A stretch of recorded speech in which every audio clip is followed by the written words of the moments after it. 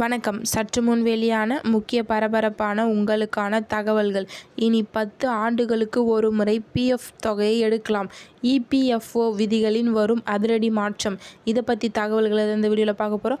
கீழே இருக்கிற ரெட் பட்டனை கிளிக் பண்ணி சப்ஸ்கிரைப் பண்ணிக்கோங்க. பக்கத்தில் இருக்கிற பெல் ஐக்கானையும் மறக்காமல் கிளிக் பண்ணி வச்சுக்கோங்க. அப்போ தான் நான் ரெகுலராக வீடியோ போகிறது உங்களுக்கு நோட்டிஃபிகேஷன் வந்து சேரும். வாங்க வீடியோக்குள்ளே போகலாம். மறக்காமல் லைக் பண்ணிக்கோங்க. இபிஎஃப்ஓ அமைப்பு ஒரு முக்கிய மாற்றத்தை கொண்டு வர திட்டமிட்டிருப்பதான வெளியான தகவல் அதிர்ச்சி ஏற்படுத்தியுள்ளது. தற்போது உள்ள விதிமுறைகளின்படி ஒருவரது பிஎஃப் தொகை முழுமையாக பெறுவது பணி ஓய்விற்கு பின் அல்லது 2 மாதங்களுக்கு மேலாக வேலை இல்லாத நிலை மட்டுமே சாத்தியமாகிறது. ஆனால் புதிய யோசனைகளின் கீழ் ஒவ்வொரு 10 ஆண்டுகளுக்கும் ஒரு முறை பிஎஃப் கணக்கில் உள்ள முழு தொகையை எடுக்க உரிமை வழங்குவது பற்றி இபிஎஃப் ஆலோசனை வருகிறது.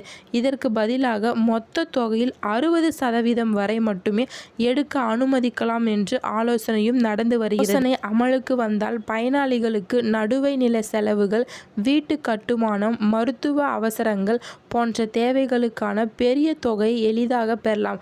ஆனால் இது ஓய்வுக்கு பின் அவர்களுக்கு உள்ள நிதி பாதுகாப்பு பாதிக்கக்கூடும். இபிஎஃப் திட்டம் ஓய்வு கால நலத்திற்கே உருவாக்கப்பட்டது. இதனுடன் மேலும் சில புதிய வசதிகளும் இபிஎஃப்ஓ 3.0 திட்டத்தின் கீழ் கொண்டு வரப்பட்டு உள்ளது.